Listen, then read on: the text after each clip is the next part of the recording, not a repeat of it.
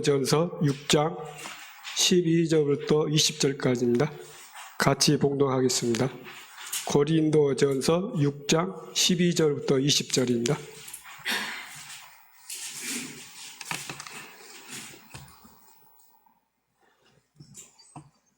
같이 봉독하겠습니다.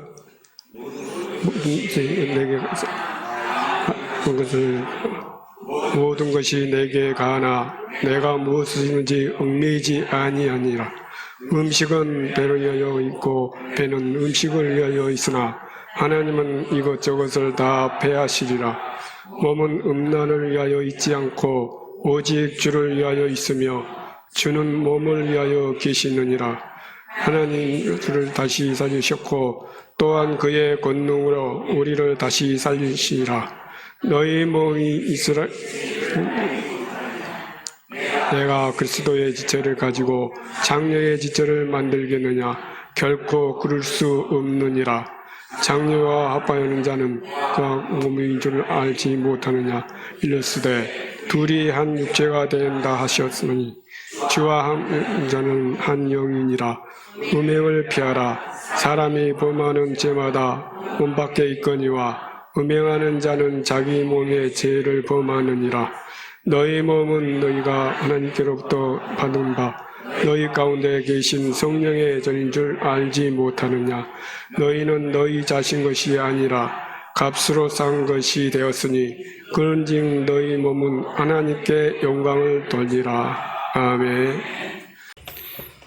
서로 인사합시다. 당신은 참 귀한 사람입니다. 인사합시다. 당신은 참 귀한 사람입니다.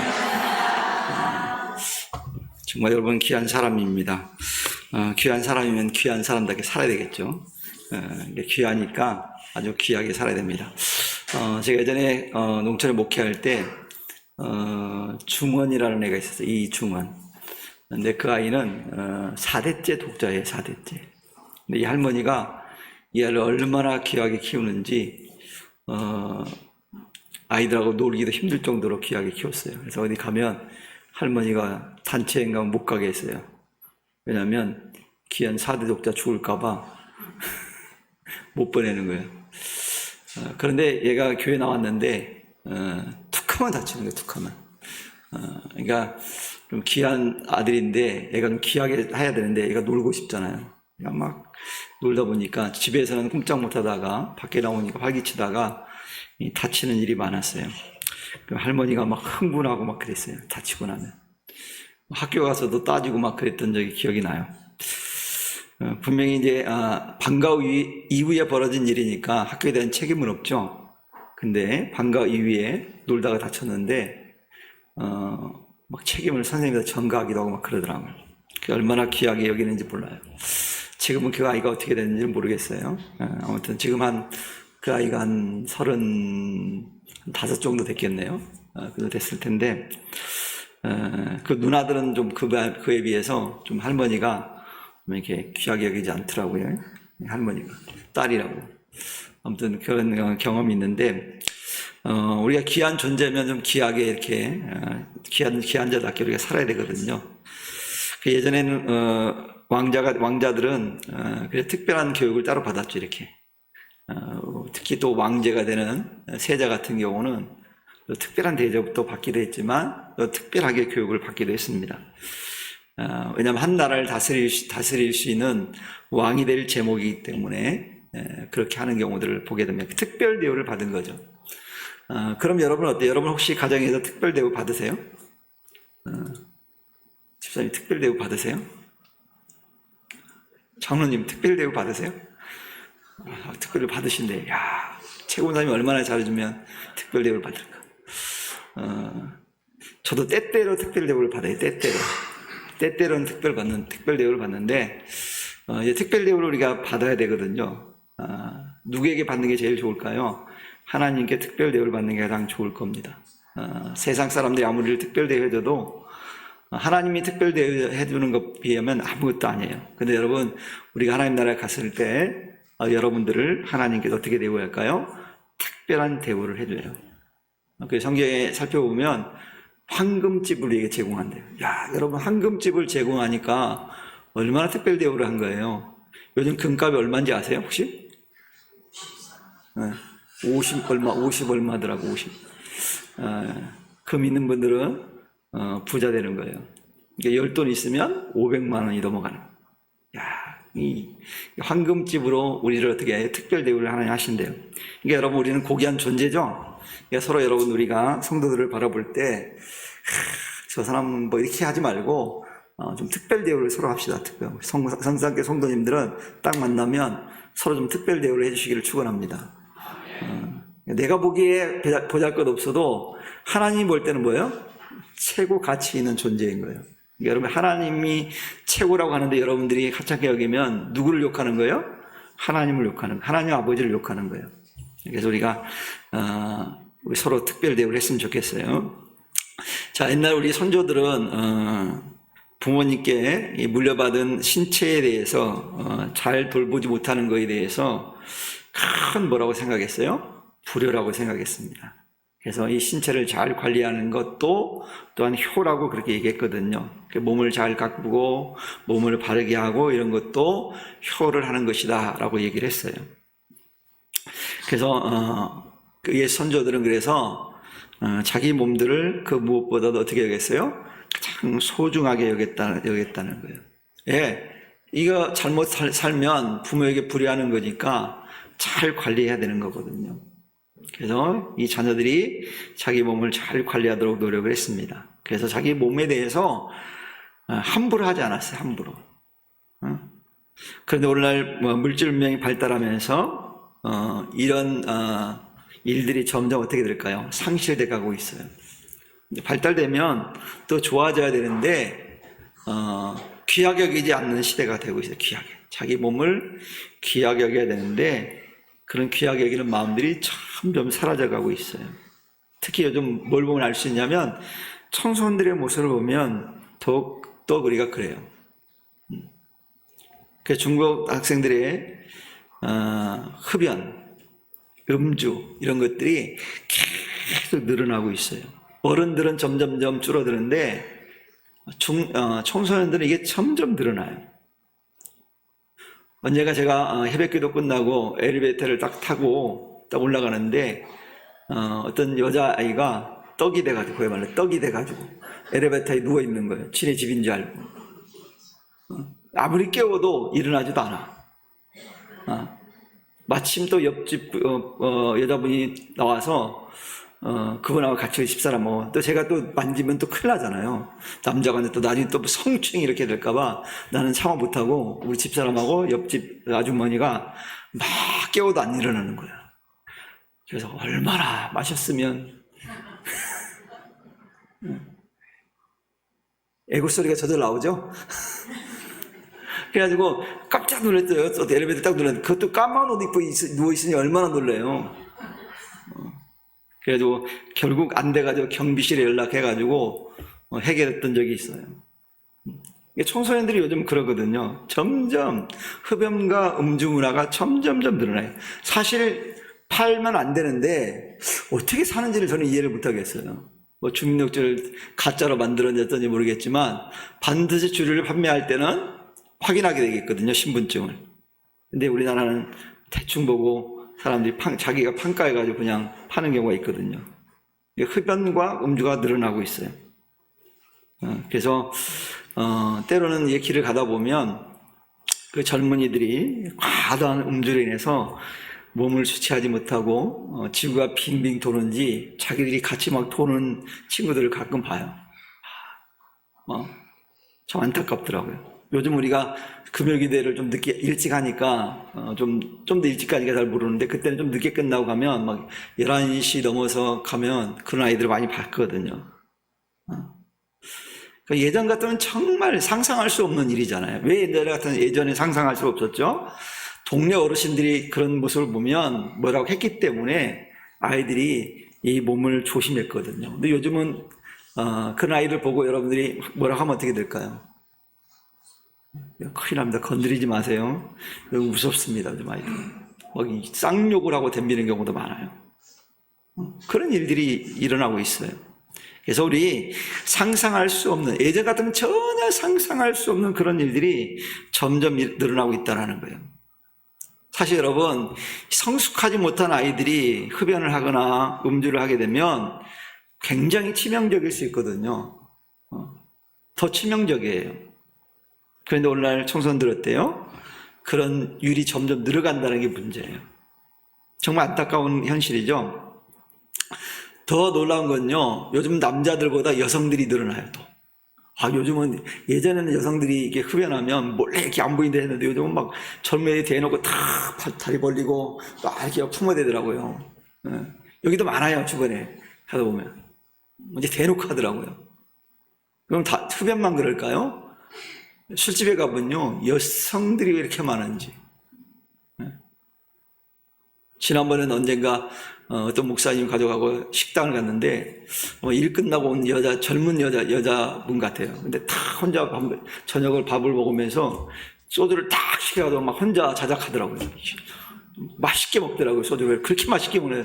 한번 이렇게 유혹받을 정도로 맛있게 먹더라고요. 그런 일들이 점점 늘어나고 있어요. 이런 일들이 많이 일어나고 있는 것은 어떻게 보면 자기 몸을 어떻게 보면 귀한데 좋지 않는 것들로 채운다는 건 뭐예요? 자기 몸을 망가뜨리는 거잖아요. 자기 몸을 지켜야 되는데 지키지 못한 일이 점점 늘어나고 있다는 거예요. 여러분, 중요한 것은 자기 몸은 누가 지켜줄까요? 못 지켜줄까요? 자기 몸을 스스로 자기가 건강관리해야 됩니다. 저희 집사람이 주장하는 게 있어요. 네 몸은 네 몸이니까 네가 알아서 관리해라. 보통 이제 남편들이 뭔가 성인병이 있으면 부인들이 조절해 주잖아요. 우리 집사람은 딱 그게 주장해. 네 몸은 네 몸이니까 네가 알아서 관리해라. 이런 주의예요. 그게 틀린 말이 아니에요. 정확한 말이에요.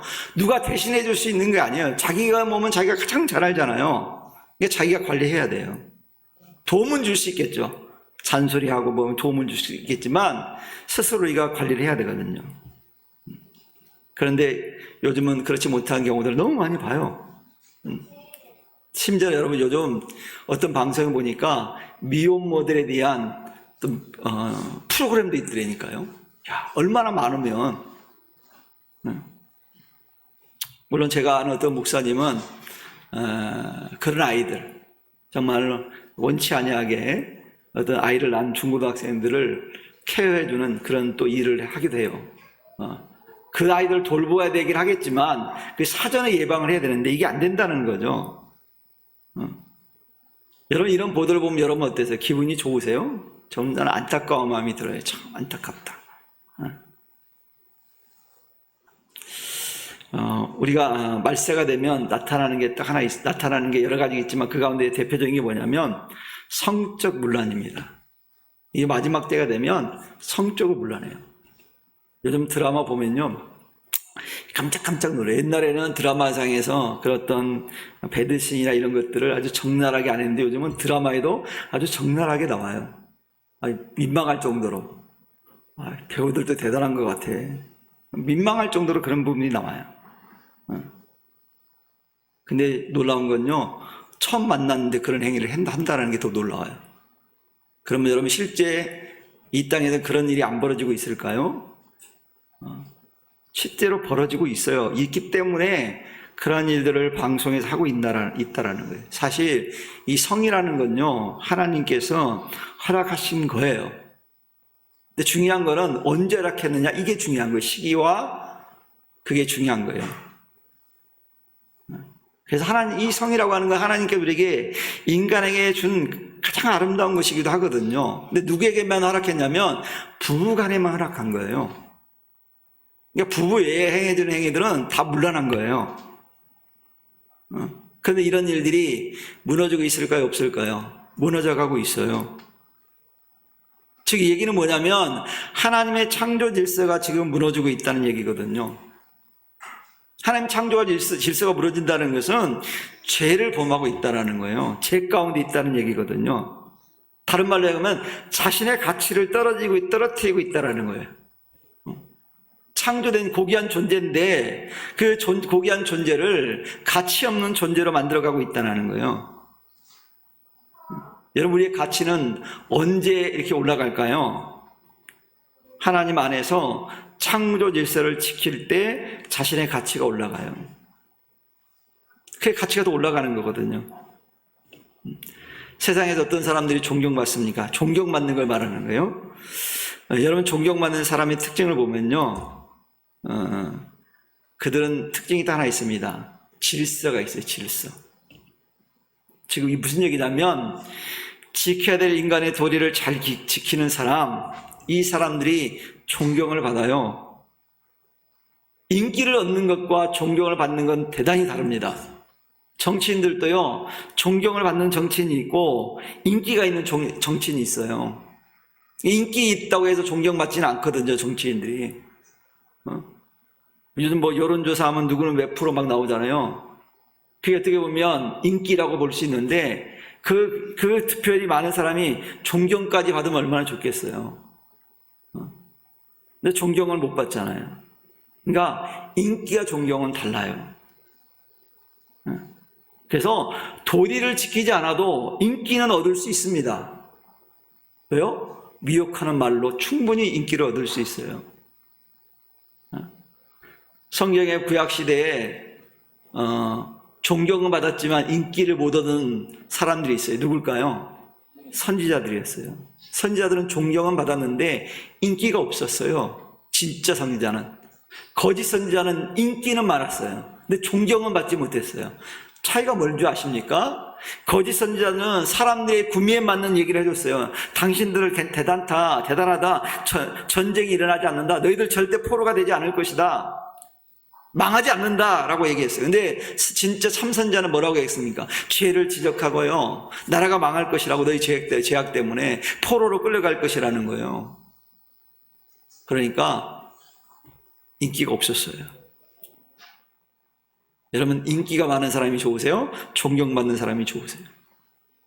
우리는 인기보다는 존경을 받는 사람이 돼야 돼요. 그 질서가 있는 사람이 돼야 된다는 얘기예요. 그러나 여러분, 우리는 내 존재에 대해서 소홀히 여기면 안 됩니다. 우리 고귀한 존재는 존경받는 사람이거든요. 그래서 자신의 존재를 극대화하는 사람들은 하나님의 창조 질서를 깨닫는 지자를 깨는 자들이 아니라 창조 질서를 지키는 자가 바로 자신의 존재를 극대화시키는 사람들이에요. 그러니까 질서를 지켜야 된다는 얘기죠.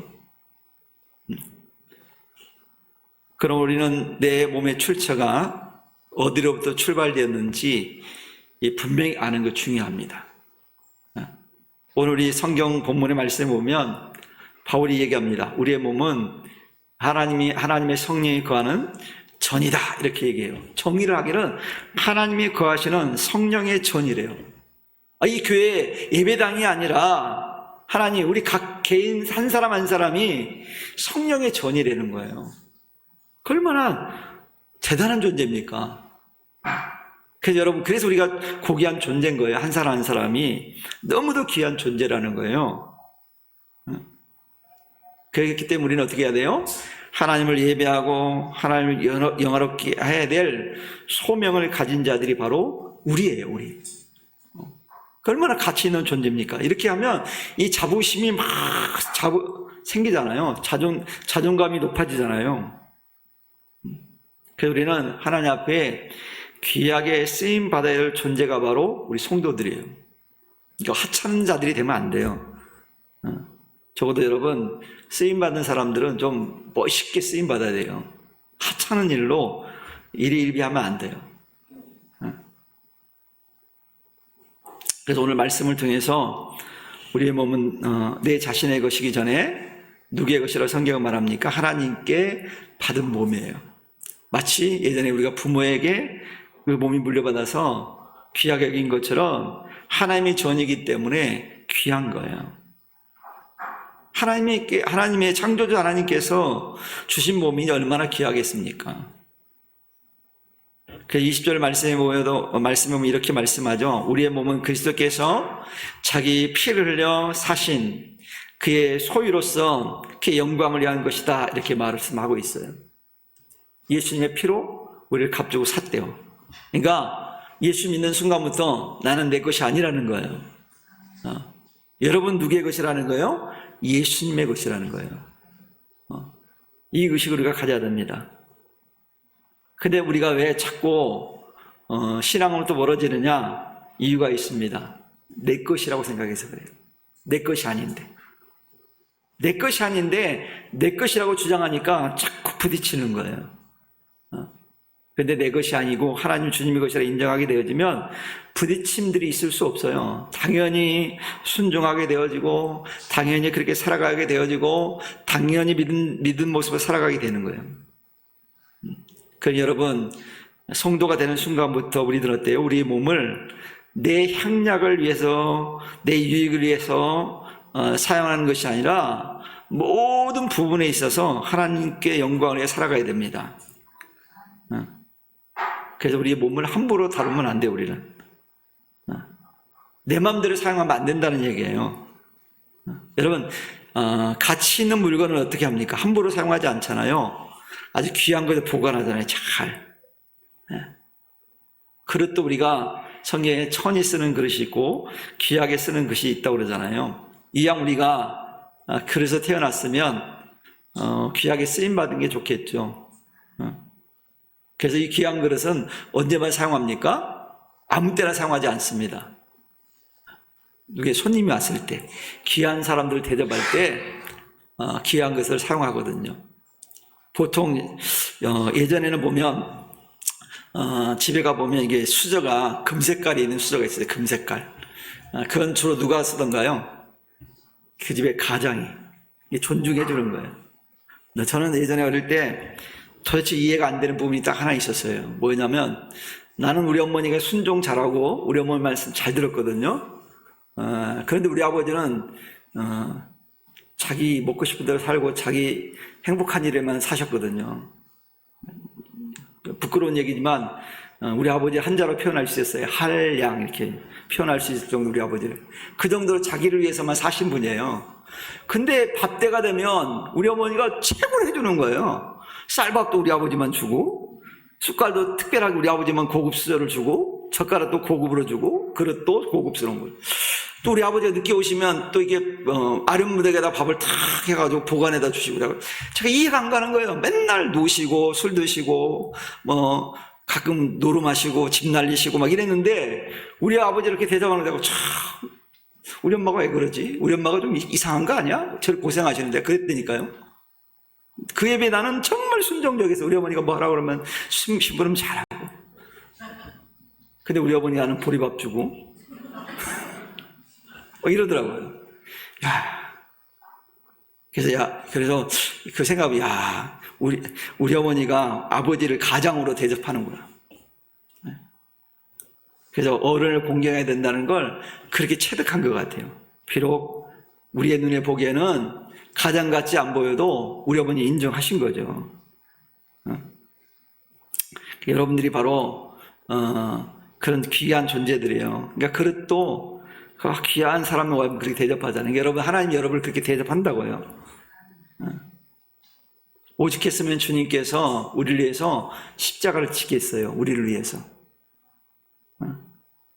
그런 여러분, 우리도 십자가를 나를 위해 지신 그 예수님을 위해서 쓰임받을 수 있는 그런 그릇들이 되기를 축원합니다. 오늘 바울은 12절 13절을 통해서 이렇게 말씀합니다. 내게 가나 모든 것이 다 유익한 것이 아니라 이렇게 말씀해요. 이 말씀의 의미는 뭘까요? 우리가 누리는 삶을 살아야 한다는 말씀이에요. 이 말씀은 즉 우리의 모든 것이 내게 가하다고 생각될 때 자신에게 다음과 같은 질문을 던져야 된다는 거예요. 첫째는 어떤 질문을 던져야 하냐면 그 일이 내 자신에게 유익한 일이라고 판단되는가? 내게 정말 유익이 되는가? 판단하라는 거예요. 담배를 필 때도 이 담배가 내게 유익이 되는가? 그럼 하시오. 얼마든지 하세요. 술을 마시는데 이 술을 마시면 내게 유익이 되느냐? 그러면 말술로 드셔도 돼요. 제가 허락할게요. 그걸 생각하라는 거예요. 두 번째, 그 일을 함에 있어서 부끄러움을 느끼지 않는가? 부끄러움을 느끼지 않으면 해도 돼요. 얼마든지 하세요. 부끄러움을 느끼지 않으면. 세 번째, 그 일의 결과가 다른 사람에게 어떤 영향을 미치겠는가? 다른 사람들에게 해가 된다고 그러면 해야 돼요, 안 해야 돼요? 무조건 안 해야 돼요. 저도 못하지만 이 설교를 준비하면서 그래야 되겠다. 또 아들들한테 한 얘기를 들은 게 있어가지고 제가 회개도 하고 반성도 해요. 야, 나도 그런 모습이 있구나. 네 번째, 그 일이 과연 하나님께 영광이 되는가? 하나님을 위한 일인가? 이 네 가지 질문을 우리가 던지면 참 믿음의 사람답게 살 수 있을 것 같아요. 따라 해봅시다. 이 일이 내게 유익한 일인가? 이 일을 함에 있어서 내가 부끄럽지 않는가? 다른 사람들에게 영향을 미치겠는가? 이 일이 하나님께 영광이 되는가? 이 네 가지의 질문들을 던지시기를 축원합니다. 그러면 멋진 신앙생활 할 거예요. 그래서 이 물음에 꺼리낌이 전혀 없다고 한다면 내게 가하다라는 거예요. 그래서 그 일은 자유롭게 우리가 추천해도 됩니다. 근데 이 네 가지 가운데 하나도 꺼리낀 점이 있다고 한다면 그 일은 멀리 하도록 힘써야 돼요.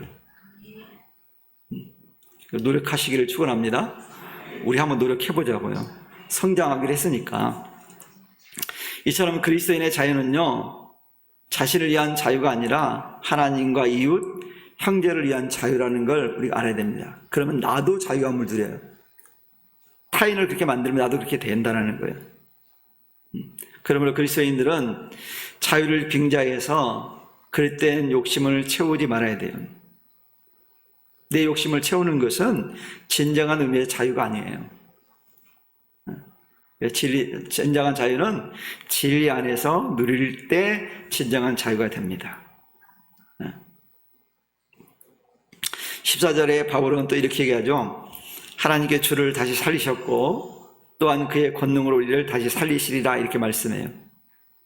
여러분, 예수님께서 죽으셨다가 다시 사신 것과 우리가 다시 사는 거 차이가 있을까요, 없을까요? 차이가 있어요. 잘 들어보세요. 왜냐하면 예수님께서는 죄가 있습니까, 없습니까? 죄가 없습니다. 그럼에도 불구하고 죽으셨잖아요. 왜 죽으셨어요? 우리 죄를 대신하기 위해서 죽으셨어요. 그리고 다시 사신 거예요. 반면 우리 어때요? 죽을 수밖에 없는 자인데 주님의 은혜로 말미암아 다시 산 것이기 때문에 달라요. 우리는 죄인이잖아요. 근데 예수님과 우리가 다시 산 것에 대한 공통점이 있어요. 그게 뭐냐면 하나님의 권능으로 말미암아 살게 되었다라는 거예요. 즉 하나님 은혜로 말미암아 살게 되었다는 거죠. 그게 얼마나 감사한 일입니까? 그런 여러분 믿음을 가진 성도들은 하나님께 평생 어떤 자예요? 빚진 자예요. 빚진 자. 그래서 우리는 빚진 자로 살아야 돼요. 빚된 자로 살아야 되지만 빚진 자로 또 살아야 돼요. 그래서 우리는 늘 이 땅에서 살아갈 때 하나님께 대해 빚진 자라는 마음을 가지고 우리가 살아가야 되는 거거든요. 이런 성도가 바로 자기 존재의 가치를 깨달은 성도예요. 자기를 아는 성도예요. 그래서 자신의 존재감을 깨달은 성도는요, 결코 함부로 살지 않습니다. 어떻게 함부로 살겠어요? 자기가 어떤 자인지 아는데. 주님의 십자가의 보혈로 은혜로 말해 다시 산 존재인데 어떻게 함부로 살겠습니까? 우리가 진정으로 주님을 믿는다고 한다면 이제 우리 자신은 내 존재를 귀하게 여겨야 됩니다. 그리고 우리 몸도 함부로 해서는 안 돼요. 그래서 어떻게 보면 나를 함부로 여겼다, 내 존재를 함부로 한다, 이것은 뭐냐면 누구에게 도전하는 거냐면 하나님께 도전하는 거거든요. 그리고 하나님 믿지 못하는 행위예요. 왜 이런 행동이 나올까요? 자기가 얼마나 고귀한 존재인지를 몰라서 그래요. 그래서 오늘 바울이 15절 17절을 통해서 이렇게 얘기해요. 우리의 몸은 예수 그리스도의 지체이기 때문에 창기와 몸을 합해서는 안 된다, 이렇게 말씀합니다. 즉 세상과 짝해서 살면 안 된대요. 짝을 바꿔야 돼요. 이제 우리의 짝은 누구에 돼야 될까요? 예수님이 돼야 돼요. 이게 짝이 바뀐 거예요. 예전에 세상이 짝이었다면 예수 믿는 순간부터는 우리 주님이 우리의 내 짝이 돼야 되는 거예요. 짝꿍이라는 게 뭐예요? 늘 함께 하는 거예요. 6시간 내내 수업 들을 동안 함께 하는 거잖아요. 그러니까 이 땅에 우리가 살아가는 동안 주님과 함께 늘 짝하고 살아야 되는 거예요. 그러면 하나님이 영광을 받게 되어집니다. 그리고 바울은 로마서 6장 17절 18절을 통해서 이런 말씀을 전하거든요. 하나님께 감사리로다. 너희가 본래 죄의 종이었더니 너희에게 전하여 준 바 교훈의 본을 마음으로 순종하며 죄로부터 해방돼 의에게 종이 되었느니라, 이렇게 말씀해요. 그리고 오늘 18절을 통해서 말씀하기를 하나님과 하나 된 성도들은 음행을 피해야 된다고 강조합니다. 음행을 피해야 된다, 우리는. 음행이라고 하는 것은 뭘까요? 자신의 몸에게 죄를 범하는 거예요. 즉 이 말씀은 음행의 죄는 물론이고 자기 몸에 무익한 것들을 삼가야 된다는 거예요. 내 몸에 유익이 안 되는 것은 버려야 된다는 거예요. 왜요? 우리는 하나님께 받은 몸이잖아요. 그래서 우리 몸을 해쳐서는 안 돼. 그래서 로마서 13장에서 이런 얘기를 합니다. 낮에와 같이 단정해가고 그랬어요. 단정해야 돼요, 성도들은. 그러면서 방탕과 술 취하지 말며 그랬어요. 음란과 호색하지 말며 쟁투와 시기하지 말고 오직 주 예수 그리스도로 옷 입고 정욕을 위하여 육신의 일을 도모하지 말라, 이렇게 명하고 있어요. 그래서 믿음을 가진 사람들은 하나님께 영광이 돼야 된다라고 말씀합니다. 그 이유에 대해서 성경이 이렇게 얘기하죠. 성도들의 몸은 성령이 가는 거룩한 초소이기 때문에 하고 말씀해요. 둘째 이유는요, 성도들은 예수님께서 피로 값주고 사신 것이기 때문에 자기 몸을 함부로 타락시켜서는 안 된다는 거예요. 왜? 내가 사용 권한이 내게 있지 않기 때문에. 소유가 내가 아니잖아요. 만약 여러분들이 남의 지갑에서 카드를 꺼내다가 쓰면 어떻게 될까요? 네? 몰라요? 쓰면 어떻게 돼요? 도둑이죠. 그래서 경찰에 잡혀갈 수도 있어요. 수갑 찰 수 있어요. 내 것이 아닌데 썼기 때문에. 여러분, 우리는 주님의 것이라고 그랬어요. 그러니까 내 마음대로 살면 안 된다는 거예요. 주님이 원하신 대로 살아야 된다는 거예요. 여러분, 예수님께서 우리를 사시되 피 흘리는 통해서 피로 값주고 샀다고 그러잖아요. 그 얘기는 뭔지 아십니까? 생명을 걸어서 우리를 산 거예요. 생명하고 맞바꾼 거예요. 그러니 여러분, 주님이 우리를 얼마나 귀하게 여기겠어요. 저는 엄마들이 자녀를 더 사랑하는 이유를 저는 압니다. 저는 두 아들을 낳을 때 다 옆에 있었어요. 얼마나 힘든 줄 알아요. 우리 큰애는 16시간인가? 이렇게 진통하고 났어요. 그래서 엄마의 진통과 아들의 효는 비례했으면 좋겠는데 비례하지 않더라고요. 우리 작은 애는 1시간 반 진통하고 났어요. 내가 볼 때 우리 작은 애가 훨씬 엄마한테 효하는 것 같아요. 그래서 내가 이 효자들은 보니까 엄마를 태어날 때부터 안 힘들게 하더라고. 그러니까 빨리 낳는 애들이 효를 하더라고. 잘 돌아보세요. 저도 우리 어머니가 빨리 낳대요. 아무튼 그래서 엄마하고 이게 관계가 자녀들하고 좋은 이유가 바로 그거거든요. 목숨 걸고 나잖아요. 이 아이 낳는 게 목숨과 바꿀 만 하잖아요. 제 말이 틀린가요? 우리 권사님들, 집사님들? 남자들 우리 이해한다고 해서 이해 못해요. 집사 아무리 해도 이해 못해요. 우리 직접 안 낳았으니까. 근데 여성분들은 느낄 거예요. 애 낳는 게 얼마나 힘든 건지. 죽을 만큼 힘들거든요. 그러니까 목숨 걸고 낳기 때문에 자녀에 대해서 애착심도 강한 거예요. 그러니까 며느리나 사위들이 그 장모님, 시어머니한테 잘해야 돼. 내가 볼 때는. 그런 측면에서. 근데 시아버지한테, 장인어른한테도 잘해야 되지만 좀 덜 해도 돼, 거기는. 근데 시어머니, 장모님한테는 잘해야 돼요. 제 얘기 틀린 얘기 아니죠? 맞으니까요. 곱씹어 보세요. 곰곰이 곱씹어 보세요. 그러면 장모님한테 잘하면 아내가 사랑해 줍니다. 시어머니한테 잘해주면 남편이 사랑해 줍니다. 이 논리예요, 다. 이번에 처갓집 갔다 오셨죠? 정금태 집사님. 사랑받을 짓 하고 오셨네요. 처갓집 갔다 오신 분들. 정평 집사님 안 갔다 왔어요?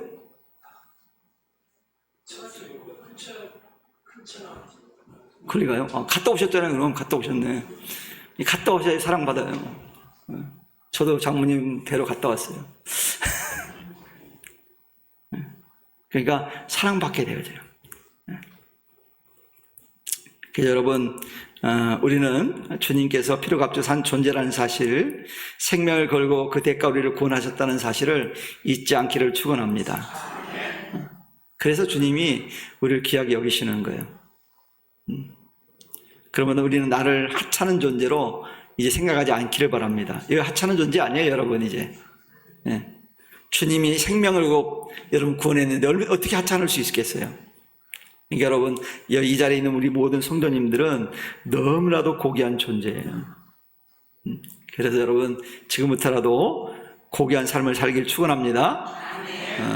그래서 우리 서로 인사합시다. 당신은 고귀한 사람입니다.